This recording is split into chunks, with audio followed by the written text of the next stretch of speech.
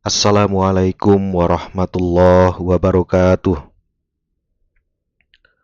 Alhamdulillahilladzi arsala rasulahu bil huda wa dinil haqq liyudhhirahu 'alad dini kullih wa kafa billahi syahida. Asyhadu an la ilaha illallah wahdahu la syarikalah wa asyhadu anna Muhammadan abduhu wa rasuluh. Allahumma shalli ala Muhammad wa ala alihi wa sahbihi wa man tabi'ahum bi ihsanin ila yaumiddin. Rabbi shrah li sadri wa yassir li amri wahlul 'uqdatam min lisani yafqahu qawli. Para pendengar yang dimuliakan Allah Subhanahu wa taala. Hampir setiap agama, bahkan setiap adat istiadat mengenal apa yang disebut dengan upacara ritual. Dalam Islam, salah satu upacara ritual yang paling masif dan sekaligus paling populer ialah ritual ibadah kurban yang dilaksanakan secara serentak pada Hari Raya Idul Adha. Karena itu, Hari Raya Idul Adha disebut juga dengan Hari Raya Idul Kurban. Secara antropologis, ibadah kurban dalam Islam kelak disejajarkan dengan persembahan sesuatu atau pengorbanan kepada Tuhan atau dewa guna menciptakan keharmonisan antara alam, manusia, dan Tuhan. Tentu penyejajaran ini tidak persis benar, namun demikian spirit pengorbanan itu memang bersifat universal, dikenal dalam semua tradisi spiritualitas. Hanya saja bentuk dan ekspresinya berbeda-beda. Al-Quran menggambarkan ibadah kurban ini sebagai salah satu ibadah paling tua bagi umat manusia. Nabi Adam dikisahkan mempunyai dua anak, yakni Habil dan Qabil. Kedua putra Nabi Adam ini masing-masing diminta untuk menyerahkan kurban, namun kualitas kurban mereka berbeda. Para pendengar yang dimuliakan Allah Subhanahu wa taala, beberapa upacara tradisional yang bersifat sakral dan profan di kawasan Timur Tengah mempersembahkan gadis-gadis sebagai korban atau tumbal, misalnya upacara rutin di Sungai Nil dan tempat-tempat yang disakralkan lainnya. Di Kan'an atau Irak, bayi dipersembahkan kepada dewa Baal. Suku Aztec di Meksiko mempersembahkan jantung dan darah manusia kepada dewa matahari. Orang Viking di Eropa Timur mempersembahkan pemuka agama mereka kepada Odion, dewa perang. Dalam tradisi Bila Lama, Hammurabi, dan Assyria yang lebih tua dari tradisi Islam, sudah dikenal adanya ibadah pengorbanan atau sakrifasi. Di sejumlah tradisi dalam suku-suku bangsa Indonesia juga pernah dikenal upacara kurban sebelum Islam datang. Hanya bentuk pengorbanannya bisa berupa ayam, kambing, kerbau, atau sapi. Dalam ajaran Islam dikenal banyak versi tentang hakikat, filosofi, dan fikih ibadah kurban. Ulama Asy'ariyah menanggapi perintah Allah untuk berkurban dengan panjang lebar.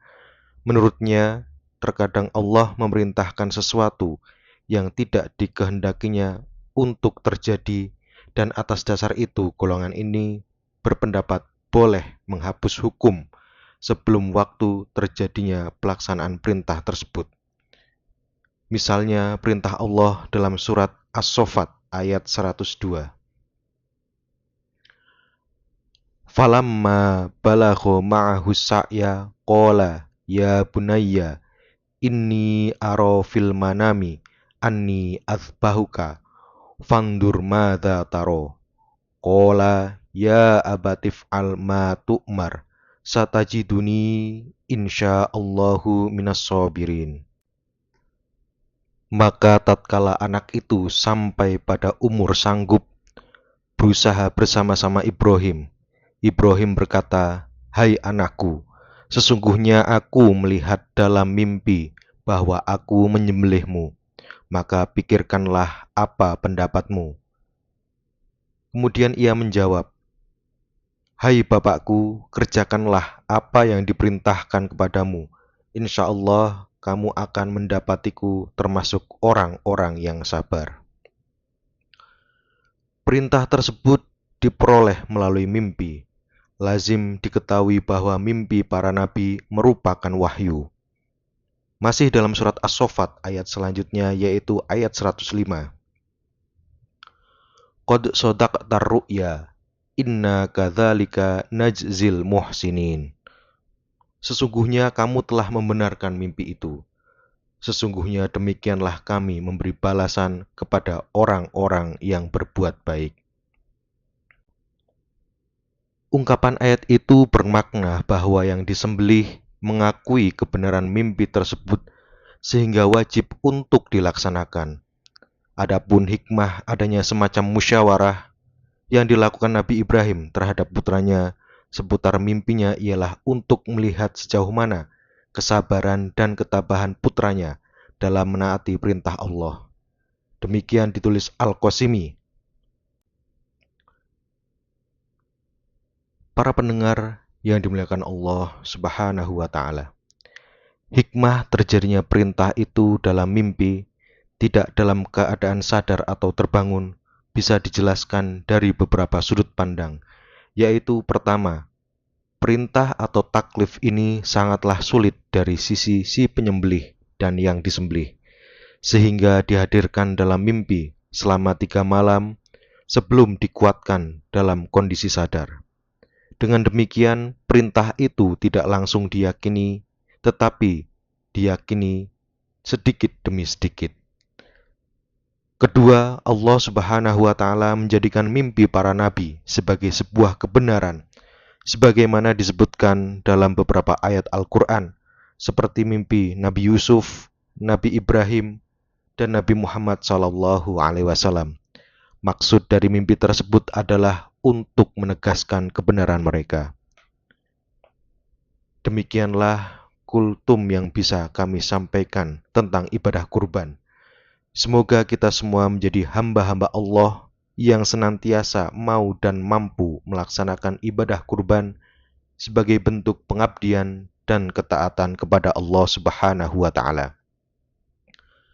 Allah berfirman dalam surat Al-Kautsar, Inna a'tainakal kautsar, fasholli li rabbika wanhar, inna syani'aka huwal abtar.